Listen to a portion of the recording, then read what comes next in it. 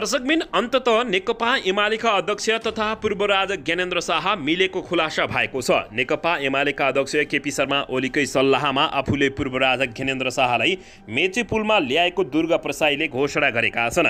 स्वास्थ्य व्यवसायी तथा नेकपा एमालेका पूर्व केन्द्रीय सदस्य दुर्गा प्रसाईले नेकपा एमाले अध्यक्ष केपी शर्मा ओलीज्यूकै सल्लाहमा आफूले पूर्व राजा ज्ञानेन्द्र शाहलाई मेचीपुलमा ल्याएको भनी खुलासा गरेका छन्।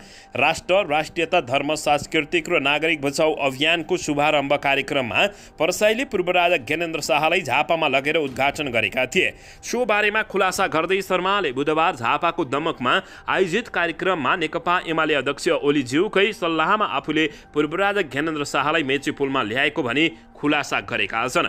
मैले केपी शर्मा ओलीज्यूकै सल्लाहमा मैले राजा ज्ञानेन्द्र शाहलाई मेचीपुलमा ल्याएको हो। आज मैले दमकमा आएर सत्य कुरा गर्नैपर्छ र मेरै फोनबाट पारस सरकारसँग कुरा भएको हो। केपी शर्मा ओलीज्यूको त्यो पनि मैले सत्य बोल्नै पर्छ उनले बताएका छन्। म पनि आउँछु त्यहाँ भन्नुभएको थियो उनले भने, म पनि होला भन्ने लागेको थियो उनले भने। राजालाई बोलाइहाले, राजा पनि आउनुभयो। सबै गरेपछि अहिले राजा नल्याउ न नाति भन्नुभयो। मेरो पनि इज्जतको कुरा हो नि, म पनि कुमाई परिवारकै मान्छे हो। 18 को पानी खाएको अनि फर्किने कुरा भएन। अहिले दमकमा आएर यो दुःखको कुरा गर्नु परेको छ, मेरा हजुरबाहरूलाई भन्नुपर्छ। दुर्गा प्रसाईले निकै ठुलो खुलासा गरेका छन्। एमाले अध्यक्ष केपी शर्मा ओलीकै सल्लाहमा आफूले पूर्व राजा ज्ञानेन्द्र शाहलाई मेचीपुलमा ल्याएको बताएका हुन्।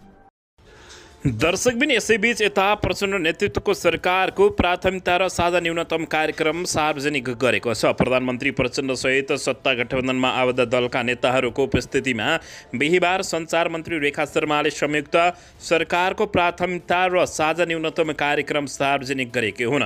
साझा न्यूनतम कार्यक्रममा सरकारका 9 प्राथमिकता तय गरिएको छ। यस्तै संयुक्त सरकारका आर्थिक नीति, सामाजिक रूपान्तरण, गुणस्तरीय सेवा प्रवाह गर्ने लगायतका विषयमा कार्यक्रममा समेटिएको छ। यस्तै शान्ति प्रक्रियाको बाँकी कामलाई पूर्णता दिने, सन्तुलित अन्तर्राष्ट्रिय सम्बन्धमा जोड दिने जस्ता विषयमा पनि समेटिएको छ।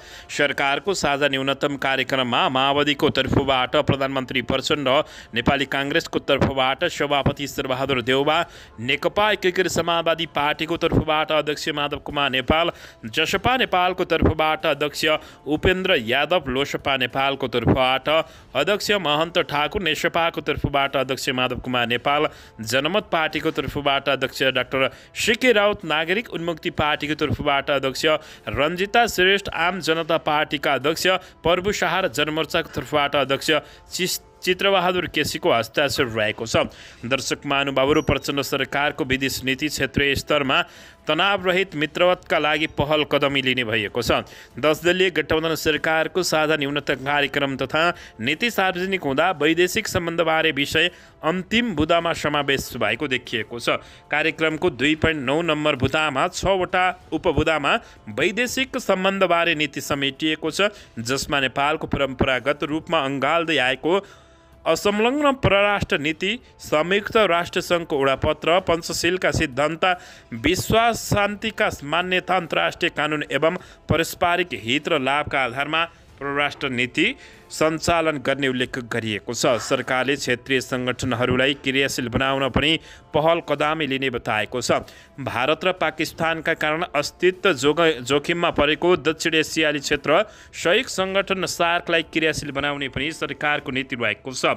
साथै क्षेत्रीय स्तरमा तनावरहित मित्रवतका लागि पहल कदमी लिने सरकारले कार्यक्रम ल्याएको जानकारी प्राप्त भएको छ। दर्शकबिन यसैबीच यता राजनीतिक बन्दीहरूको रिहाइका लागि 10 दलीय गठबन्धन सहमत भएका छन्। 10 दलीय सत्ता गठबन्धन सरकारको न्यूनतम साझा नीति तथा कार्यक्रम सार्वजनिक गरिएको छ। 10 दलीय सत्ता गठबन्धनको सरकारले सार्वजनिक गरेको न्यूनतम नीति तथा कार्यक्रममा देशका विभिन्न भागहरूमा भएका आन्दोलनको क्रममा लगाइएका मुद्दाहरूको पुनरावलोकन गर्ने उल्लेख गरिएको छ। साथै झुट्टा मुद्दाहरू खारेज गर्ने र राजनीतिक प्रकृतिका बन्दीहरूको रिहाइका लागि समेत गठबन्धनका दलहरू सहमत भएका छन्। त्यसैगरी आन्दोलनका क्रममा घाइते तथा अपाङ्ग भएका व्यक्तिहरूलाई उपचार, रोजगारी, स्वरोजगारका अवसर तथा पुनर्स्थापना सम्बन्धी कार्य गर्ने सरकारका न्यूनतम नीति तथा कार्यक्रममा उल्लेख गरिएको छ। राजनीतिक बन्दीहरूको रिहाइका लागि 10 दलीय गठबन्धन दल अन्ततः दर्शक महानुभावहरू सहमत भएका छन्। दर्शकबिन यसैबीच यता 152 जना सांसदले घर भाडा बुझेका छन्। काठमाडौँमा घर हुनेले पनि नछोडेका हुन्। संसदीय सङ्घीय सांसद अन्तर्गत प्रतिनिधि सभाका 275 मध्ये 152 जना सांसदले मासिक घर भाडा बुझ्न थालेका छन्। काठमाडौँमा घर भएका कतिपय सांसदले समेत घर नभएको भनेर पनि भाडा बुझ्ने गरेका छन्। राजधानी काठमाडौँ उपत्यकामा घर नभएका सांसदले कानुन अनुसार नै मासिक घर भाडा पाउँछन्। सङ्घीय सांसदका पदाधिकारी तथा सांसदहरूको पारिश्रमिक र सुविधा सम्बन्धी ऐनको दफा 6 मा काठमाडौँमा घर नभएका प्रत्येक सांसद सदस्यहरूलाई अनुसूची 1 बमोजिमको रकम आवश्यक सुविधा बापत दिने व्यवस्था रहेको छ। सोही नियमको उपदफा 2 मा काठमाडौँमा घर हुने सांसदले आवास मार्फत प्रारम्भ बापत भाडाको आधा रकम पाउने व्यवस्था रहेको छ। पुस 25 गते सांसद पदको शपथ गरेको दिनदेखि नै सांसदहरूले मासिक घर भाडा पाउन थालेका छन्। सङ्घीय सांसद सचिवालयले जानकारी दिए अनुसार दिएको विवरणमा 152 जनाले काठमाडौँको उपत्यकामा घर नभएको जनाएको उल्लेख गरेका छन्। 112 जनाले काठमाडौँमै उपत्यकामा आफ्नो घर भएको विवरण सचिवालयले दिएका छन्। प्रधानमन्त्री पुष्पकमल दाहाल प्रचण्ड लगायत केही सांसदले भने घर भए नभएको खुलाएका छैनन्। हाल सरकारी निवासमा बस्दै आएका प्रचण्ड बालुवाटार सर्नु अघि खुमलटार स्थित एक विवादास्पद व्यापारीले दिएको घरमा बस्दै आएका थिए। दर्शकबिन मासिक घर भाडामा बुझ्ने सांसदको विवरण माग गरेकोमा सचिवालयले भने काठमाडौँमा घर भएका र नभएका सांसदहरूको विवरण उपलब्ध गराएको छ। काठमाडौँमा घर नभएका सांसदलाई नियम अनुसार घर भाडा दिएको हो। सचिवालयका एक अधिकारीले भने अघिल्लो कार्यकालमा काठमाडौँमा घर हुने राजनीतिक दलका प्रभावशाली सांसदहरूले समेत घर भाडा लिएको खबर सार्वजनिक आएपछि त्यसको चर्को आलोचना भएको थियो। दर्शक महानुभावहरू, यसैबीच काठमाडौँमा घर भएर पनि भाडा लिएका सांसदहरूले सांसद सचिवालयले कर्मचारीलाई आफूहरूको विवरण चुहिएकोमा आपत्ति जनाएका थिए। पटक पटकको ताकेतापछि सचिवालयले घर भाडा बुझ्ने सांसदको विवरण दिएको हो। सरकारमा सहभागी मन्त्रीहरूले भने सचिवालयबाट घर भाडा नपाउने व्यवस्था गरिएको छ। नेकपा एमालेका अध्यक्ष एवं पूर्व प्रधानमन्त्री केपी शर्मा ओलीले सत्तारूढ दल गठबन्धनमा लाजशरम नभएको बताएका छन्। सत्ता गठबन्धनले कुनै पनि बेला हाम्रो सभामुख विरुद्ध माओवादी प्रस्ताव ल्याउन सक्ने आशंका व्यक्त गरेका छन्।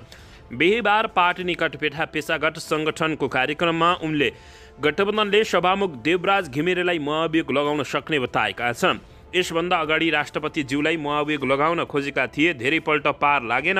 ओलीले भने अहिलेको सभामुखलाई कुनै बेलामा पनि महाभियोग लगाउन बेर लगाउँदैनन्। यो गठबन्धनलाई लाज शरम भन्ने नभएको पूर्व प्रधानमन्त्री केपी शर्मा ओलीले बताएका छन्। दर्शकबिन यसैबीच नेकपा माओवादी केन्द्रका अध्यक्ष तथा प्रधानमन्त्री पुष्पकमल दाहाल प्रचण्डले अब संघीयता कार्यान्वयन गर्न गाह्रो पर्न थालेको बताएका छन्। प्रधानमन्त्री पुष्पकमल दाहाल प्रचण्डले यस्तो बताएपछि सबै दलका नेताहरू झस्किएका हुन्। प्रधानमन्त्री पुष्पकमल दाहाल प्रचण्डले संघीयतालाई मजबुत बनाएर मात्रै संविधान कार्यान्वयन गर्न सकिने बताउँदै संघीयता कार्यान्वयन गर्न गाह्रो भएको बताएका हुन्।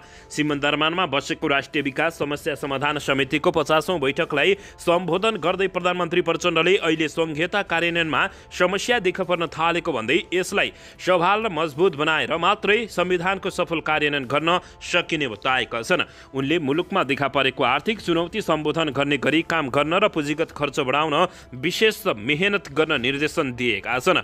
सरकार आगामी आर्थिक वर्षको नीति कार्यक्रम र बजेट पूर्व सन्ध्यामा रहेकोमा बताउँदै उनले विगतभन्दा नयाँ गुणात्मक प्रकृतिको योजना निर्माण र बजेट व्यवस्थापनका लागि आवश्यक तयारी समेत गर्न निर्देशन दिएका छन्। अहिलेको विषम परिस्थितिमा खर्चमा मितव्ययिता गर्ने, स्रोत परिचालनमा विशेष मेहनत गर्ने र उत्पादन बढाउने कार्यमा ध्यान केन्द्रित गर्नुपर्ने उनको भनाइरहेको छ। दर्शकबिन यसैबीच आउनुहोस् अर्को समाचारतर्फ लागौँ। चितवन क्षेत्र नम्बर 2 मा 2 जना उम्मेदवारको उम्मेदवारी फिर्ता भएको छ। चितवन क्षेत्र नम्बर 2 मा उम्मेदवारको अन्तिम नामावली प्रकाशन भएको छ, जस अनुसार 2 जना उम्मेदवारले उम्मेदवारी फिर्ता लिएका छन्। मुख्य निर्वाचन अधिकृतको कार्यालयले यही वैशाख 10 गते हुन लागेको उपनिर्वाचन अन्तर्गत मनोनयन गराएका उम्मेदवारको अन्तिम नामावली बुधबार प्रकाशित गरेको हो। चितवन 2 मा 24 जनाको उम्मेदवारी परेकोमा बिहीबार उम्मेदवारी 2 जनाले उम्मेदवारी फिर्ता लिएपछि अब 22 जना मात्र उम्मेद्वार हुने भएका छन्। यसअघि सो क्षेत्रबाट राष्ट्रिय स्वतन्त्र पार्टीका सभापति रवि लामिछाने विजयी भएका थिए। नागरिकता प्रकरण देखाएर उनको सांसद पद सर्वोच्च अदालतले खारेज गरिदिएको पछि सो क्षेत्रमा पुनः उपनिर्वाचन हुन लागेको जानकारी प्राप्त भएको छ।